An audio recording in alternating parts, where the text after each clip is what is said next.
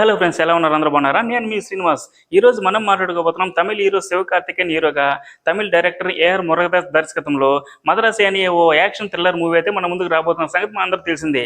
ఈ movie September 5వ తేదీ రిలీజ్ కానున్న సందర్భంగా రీసెంట్గా సెన్సార్ బోర్డు కార్యక్రమాలన్నీ పూర్తి చేసుకున్నది.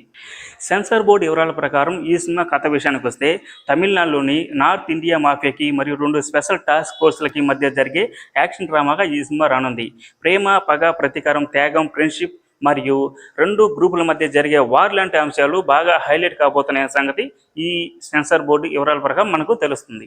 ఈ చిత్రానికి సంబంధించిన కంటెంట్ పైన సెన్సార్ బోర్డు వారు పూర్తి స్థాయిలో సంతృప్తిగా ఉన్న కొన్ని సీన్స్లో రక్తపాతం ఎక్కువగా ఉండడం వల్ల అభ్యంతరం వ్యక్తం చేసినట్టు తెలుస్తుంది.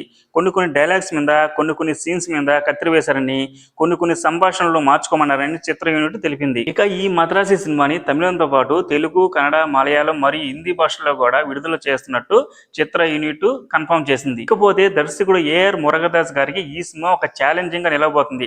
ఎందుకంటే గత కొన్ని సంవత్సరాలుగా ఆయనకి ఎటువంటి హిట్స్ లేకపోవడం వల్ల తన ఆశలన్నీ ఈ సినిమా మీదే పెట్టుకున్నారు. కాబట్టి ఈ సినిమా అయినా హిట్ సాధించి దర్శకుడు మురుగదాస్ గారు ట్రాక్ లోకి వస్తారని మనస్ఫూర్తిగా కోరుకుంటున్నాం.